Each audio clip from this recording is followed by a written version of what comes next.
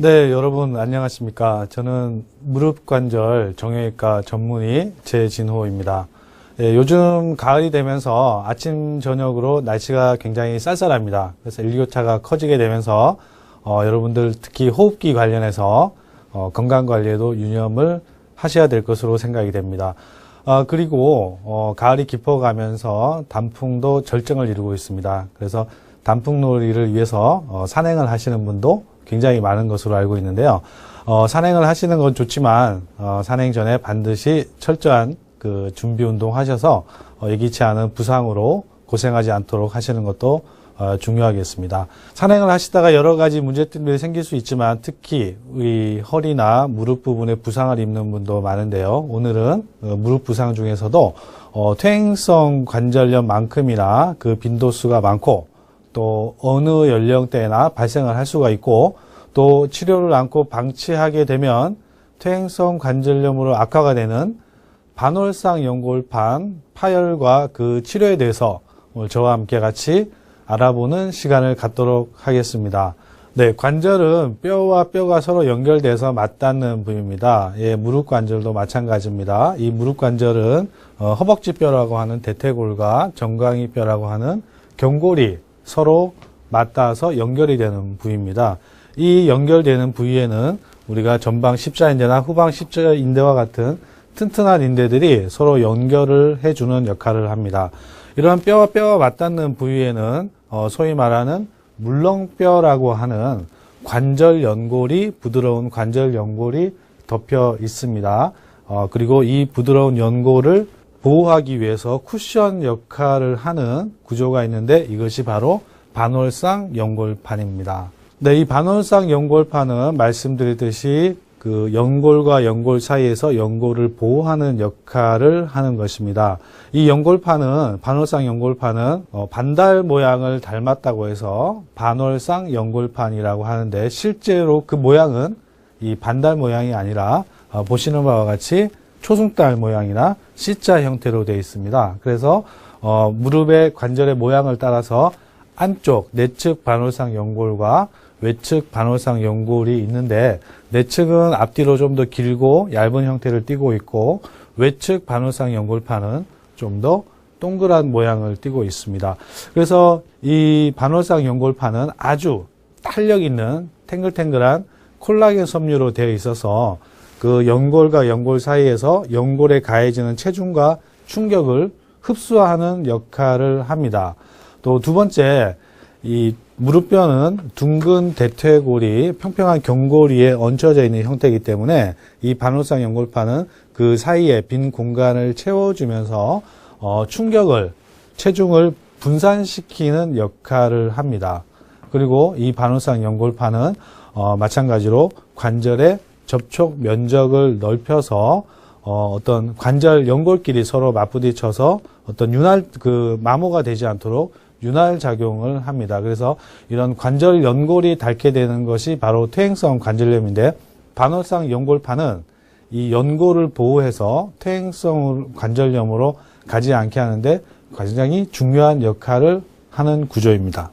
그러나 이 반월상 연골판이 어떤 이유에서 어떤 외상을 입게 되거나 급격한 외상을 입게 되거나 반복적인 충격을 받게 되거나 또는 나이가 드시면서 좀 약해지는 경우에 파열이 될 수가 있습니다. 파열이라고 하는 것은 우리가 찢어지는 것입니다. 파열이 될 수가 있는데 그 연골판 파열에 대해서 패턴에 대해서 좀 알아보도록 하겠습니다. 연골판은 보시는 바와 같이 말발굽 모양으로 C자 형태로 되어 있는데 콜라겐 섬유가 이러한 길게 이런 방향으로 이루어져 있습니다. 그래서 어떤 외상을 받았을 때 가장 흔하게 나타나는 형태가 수직형 파열입니다. 수직형 파열은 앞뒤 콜라겐 그 섬유의 방향으로 파열이 일어나는 것이 수직형 파열입니다. 두 번째로 또 수평형 파열도 나타날 수가 있는데요. 수평형 파열은 마치 우리가 포를 뜨듯이 반월상 연골판이 옆으로 포를 뜨듯이 찢어지는 그러한 형태의 파열이 되겠습니다. 그리고 세 번째는 방사형 파열입니다. 방사형 파열은 이런 콜라겐 섬유의 방향과 수직 방향으로 파열이 됩니다. 그런데 이 방사형 파열은 굉장히 강한 힘이 어떤 압력이 주어졌을 때 파열이 발생하는 형태인데요. 이 콜라겐 섬유 방향하고 수직되는 방향으로 일어나기 때문에 파열되는 범위가 굉장히 작아도 반월상 연골판의 기능이 상당히 많이 떨어지는, 그래서 굉장히 치료를 해도 예후가 좋지 않은 그러한 파열의 형태가 되겠습니다. 그래서 이런 방사형 파열은 어떤 심한 충격이 받았을 때 잘 일어나는 형태입니다. 네 번째로 알아볼 형태는 양동이 손잡이형 파열인데요. 앞서 말씀드렸던 이런 수직형 파열을 치료를 하지 않고 방치를 하게 되면 파열이 점점 더 진행이 돼가지고 이 파열된 이 부분이 반대쪽으로 이렇게 뒤집어져서 넘어갈 수가 있습니다. 그래서 마치 우리가 어떤 양동이의 손잡이가 넘어가는 형태로 파열된 부분이 넘어간다고 해서 양동이 손잡이형 파열이라고 합니다. 이런 양동이 손잡이형 파열이 생기면 파열이 점점 더 진행이 되면서 통증을 일으킬 뿐만 아니라 이 파열된 넘어간 부분이 정상적인 연골 사이에서 끼어 들어가게 되면서 다른 부위의 연골을 손상을 시킬 수도 있기 때문에 상당히 조심을 해야 되는 형태의 파열입니다. 또 이러한 양동이 손잡이형 파열에서는 이 파열된 부분이 관절 사이에 끼어 들어가서 관절이 잘 움직이지 않게 되는, 구부러지지도 않고 펴지지도 않는 그런 잠김 현상이라고 하죠. 그런 현상들이 나타날 수가 있습니다. 그리고 가장 흔한 형태의 파열 중에 하나가 판상 파열입니다. 판상 파열은 그림에서 보시는 바와 같이 마치 우리가 손톱 끝이 부분이 깨졌을 때 이게 달랑달랑하게 매달려 있는 것처럼 이런 파열된 부분이 피판 형식으로 있는 형태입니다. 가장 흔하게 볼 수 있는 타입인데요.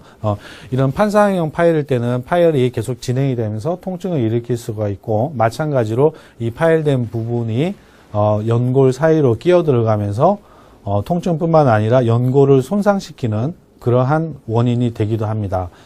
마지막으로 살펴볼 형태는 바로 기저부 파열입니다. 이 기저부 파열은 이 연골판의 끝부분이 파열이 되는 겁니다. 이 기저부 파열은 방사형 파열의 일종인데요. 이 방사형 파열이 이 연골판의 끝부분에 발생하는 것입니다. 이 기저부 파열은 보통 50대 이후에 무릎의 퇴행성 관절염이나 퇴행성 변화하고 연관돼서 발생하는 경우가 많은데요. 나이가 드시면서 이 부분이 굉장히 약해지게 됩니다. 그래서 심한 충격이 없어도 파열이 되는 경우가 있는데, 이런 기저부 파열이 있는 경우에는 마치 우리가 고무줄 끝을 잘라버린 것처럼 형태는 크게 달라진 것이 없어 보이지만 그 기능이 없어지고 힘이 없어지는 것처럼 이런 연골판에 기저부 파열이 발생하게 되면 탄력이 떨어지게 되고 위로부터 내려오는 충격을 흡수를 하지 못하기 때문에 그 충격이 연골로 바로 전달이 돼서 이런 연골 손상을 일으키고 퇴행성 관절염을 일으킬 수도 있기 때문에 특히 퇴행성 변화와 관련해서 우리가 유심히 봐야 될 그러한 파열의 형태입니다. 네, 이런 반월상 파열의 원인에 대해서 알아보겠습니다. 이 반월상 연골판은 어느 연령대나 발생을 할 수가 있습니다. 심지어는 10대에도 발생을 할 수가 있고요. 첫 번째 20, 30대에서 나타날 수 있는 패턴은 보통 젊었을 때는 연골판이 아주 단단한 콜라겐 섬유로 되어 있기 때문에 어지간해서는 파열이 잘 되지가 않고, 운동을 하다가 다친다거나 이런 교통사고가 나거나 어디서 떨어진다거나 하는 그러한 큰 충격이 있을 때 파열되는 경우가 대부분입니다. 그러나 40대 후반에 넘어가면서는 이 연골판이 콜라겐 섬유가 굉장히 탄력이 떨어지고 약해지기 때문에 아주 경미한 충격이나 반복적인 일상생활의 외상에서도 파열이 될 수가 있습니다. 심지어는 그냥 걸어가다가도 파열이 될 수가 있고, 특히 우리가 가사 일을 하는 가정주부들, 요즘에 김장철에 쪼그리고 앉아서 일을 하시는 경우도 많은데요. 이렇게 무릎에 무리가 가다 보면 이런 그 충격에 의해서 자연 발생적으로 파열이 되는 경우도 있기 때문에 상당히 주의를 요해야 됩니다. 네, 반월상 연골판이 파열이 되면 여러 가지 증상들이 나타날 수가 있는데요. 먼저 첫 번째는 연골판이 파열이 되면 특히 관절면을 따라서 무릎 관절이 붓고 걸을 때 통증이 오게 됩니다. 파열이 되니까 당연한 얘기겠죠. 특히 이런 반월상 연골판 파열이 있을 때 통증의 특징은 걸을 때도 통증이 있지만 쪼그리고 앉았다가 일어날 때, 특히 무릎을 이렇게 비틀 때 통증이 일어나는 것이 특징입니다. 그래서 좀 앉았다가 일어날 때 무릎, 특히 안쪽에서 심한 통증이 오거나 무릎이 비틀릴 때 통증이 온다고 하면 반월상 연골판 파열을 한 번쯤은 생각을 해보셔야 될 것 같습니다. 그리고 연골판 파열이 특히 양동이 손잡이형 파열이나 판상 파열이 있을 경우에는 무릎에서 움직일 때 딸깍딸깍 소리가 나는 경우가 있습니다. 마찬가지로 양반다리 할 때 아프고 소리가 날 경우에도 반월상 연골판을 파열을 생각을 해봐야 됩니다. 특히 그 마지막에 말씀드렸던 기저부 파열이 있는 경우는 보통 연골판의 끝부분이 파열이 된다고 말씀을 드렸습니다. 이럴 경우에는 연골판이 무릎 속에 있기 때문에 이 기저부 파열은 무릎 안쪽 뒤쪽에서 파열이 일어나서 그 통증의 양상이 무릎 뒤로 이렇게 당기면서 아픈 증상이 나타납니다. 그래서 흔히들 오금이 저리고 당긴다는 표현들을 많이 하시는데요. 이러한 그 기저부 파열대 증상은 오금이 당기고 무릎 뒷부분이 당기는 증상으로 나타날 수가 있는데 마치 허리 디스크 증상하고 비슷하다고 해서 이런 기저부 파열이 있을 때 무릎을 치료를 하지를 않고 허리를 치료해가지고 허리 디스크로 오인을 해서 치료하다가 치료 시기를 놓치는 경우가 있습니다. 그래서 무릎 뒷부분이 갑자기 통증이 오고 비틀릴 때 아프다 할 때는 뭐 허리 디스크도 생각을 해봐야 되겠지만 연골판의 기저부 파열인 경우도 반드시 염두에 두어야겠습니다. 그리고 양동이 손잡이형 파열이 일어날 경우에는 그 파열된 부분이 반대쪽으로 넘어가면서 무릎 사이에 끼어 들어가기 때문에 무릎이 잘 펴지지도 않고 구부러지지도 않는 그런 상태, 즉 잠김 현상도 나타날 수가 있습니다. 이러한 반월상 연골판의 증상들은 일반적인 퇴행성 관절염의 증상하고 조금 다른 양상들이 있기 때문에 조금만 신경을 써서 유념을 하시면은 그 퇴행성 관절염과 구별되는 그런 것들을 알 수가 있습니다. 이 반월상 연골판 파열에서도 통증이 일어나고 무릎 퇴행성 관절염에서도 통증이 일어나게 되는데 이 그 차이점은 퇴행성 관절염에서는 처음에는 통증이 심하게 일어나지가 않고 그 아픈 통증보다는 시큰거린다거나 무릎이 시다 이런 증상으로 시작하다가 통증이 점점 병이 깊어갈수록 심해지는 경향이 있습니다. 그래서 초기에 이제 통증이 심하지 않기 때문에 치료 시기를 놓치는 경우가 많고요. 반대로 반월상 연골판은 평소에 무릎 통증이 없다가 어느 순간 파열이 일어날 때 급작스러운 통증이 옵니다. 물론 심한 퇴행성 관절염에서와 같이 심하지는 않지만 아픈 통증이 갑작스럽게 일어납니다. 그런데 이것이 며칠 지나고 일주일 지나고 시간이 지나다 보면 통증이 조금 호전이 되는 경향이 있습니다. 그래서 사람들이 이게 병이 좀 낫는구나라고 생각을 해서 또 치료를 하지 않고 또 방치하는 경우가 있어서 또 치료 시기를 놓치는 경우가 있습니다. 그래서 어떤 급작스럽게 무릎에 통증이 발생했는데 이렇게 통증이 좀 좋아진다 할 때는 실제로 반월상 연골이 파열되는 경우에는 조금 통증이 완화되는 경우가 있으니까 이게 실제로 병이 낫는 것은 아니니까 반드시 이것도 유념해 두어야 될 것 같습니다. 네, 그러면 반월상 연골판의 치료에 대해서 말씀드리겠습니다. 이게 반월상 연골판의 치료는 크게 비수술적인 방법과 수술적인 방법이 있습니다. 이런 비수술적인 치료법은 반월상 연골판이 이렇게 심하지 않고 미세한 손상이 있을 때 할 수가 있는데요.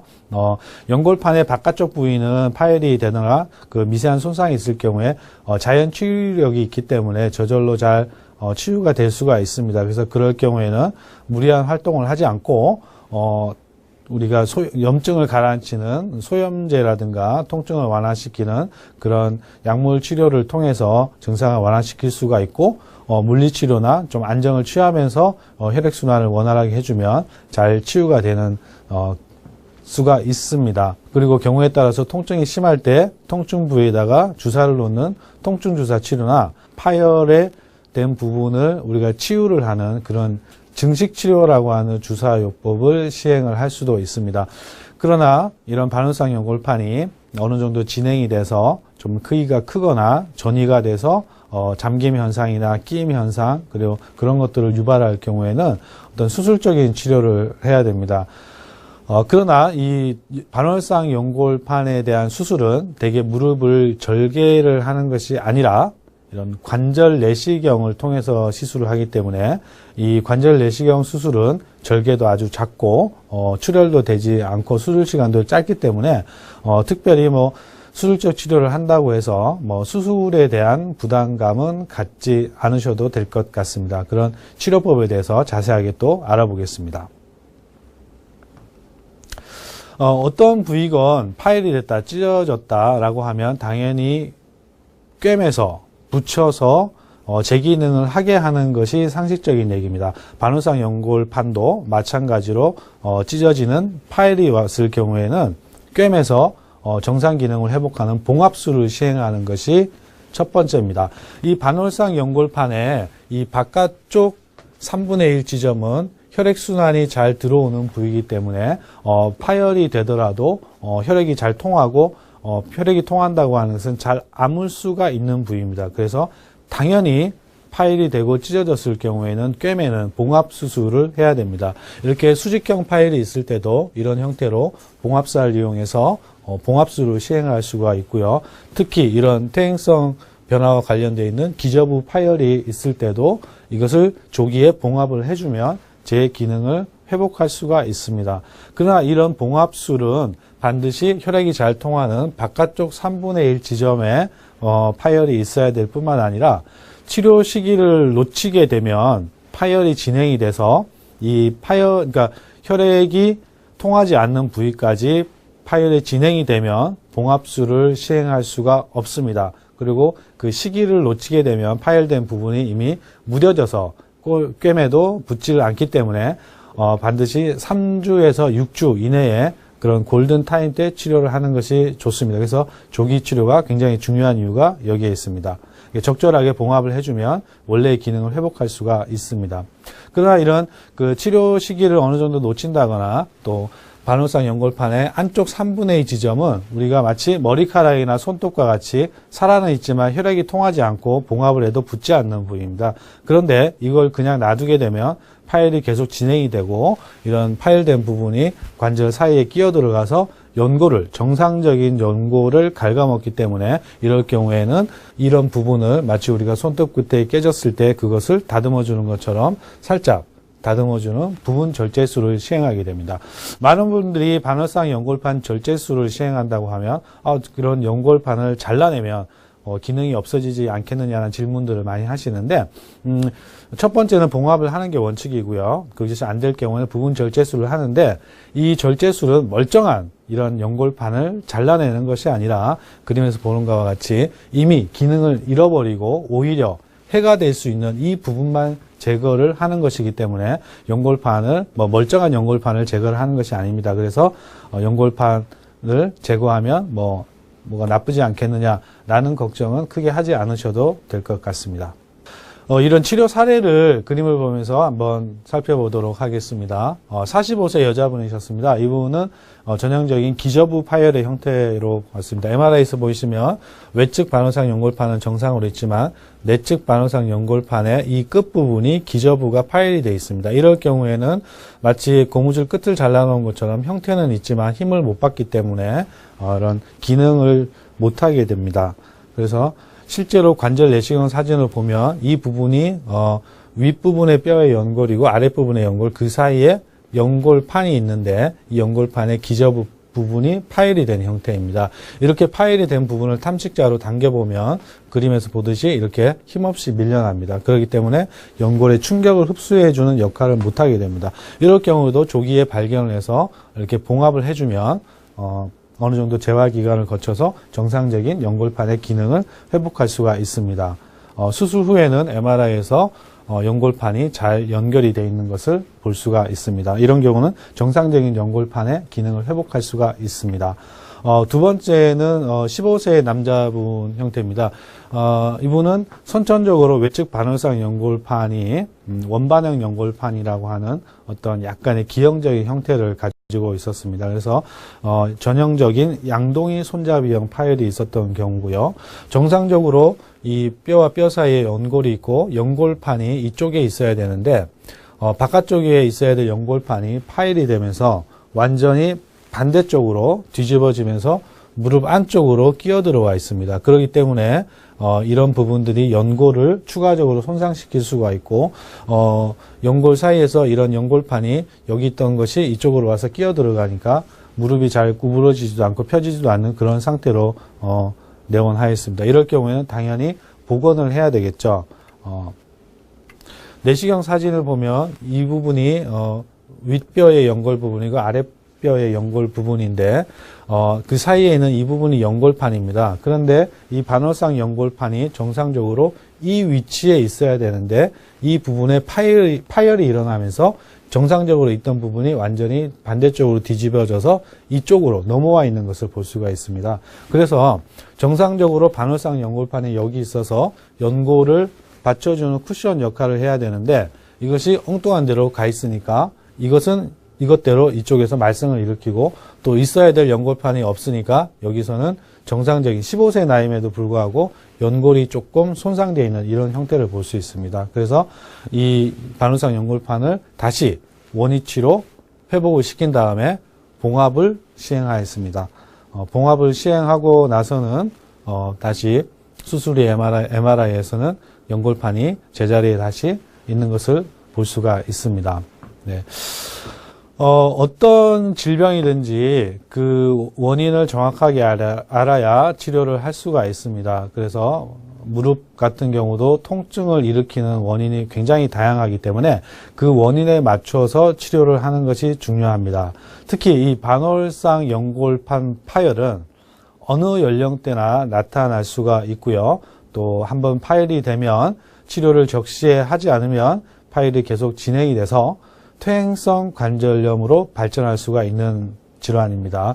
그러나 적절한 시기에 치료를 하면 이런 퇴행성 관절염을 막을 수 있을 뿐만 아니라 제대로 기능을 회복할 수가 있고 그 대부분 비수술적인 요법이나 또 수술을 하더라도 간단한 관절 내시경 수술로 치료를 할 수가 있는 질환이기 때문에 그러한 수술에 대한 부담감 없이 치료를 하는 것이 중요합니다. 그래서 어떤 무릎에 통증이 올 때는 무조건 내가 나이가 들면 통증이 무릎이 원래 아픈 거지 그리고 퇴행성 관절염이겠지 하고 방치를 하지 말고 치료 시기를 놓치기 전에 조기에 병원을 찾아서 정확하게 진단을 해서 치료를 하는 것이 중요하겠습니다.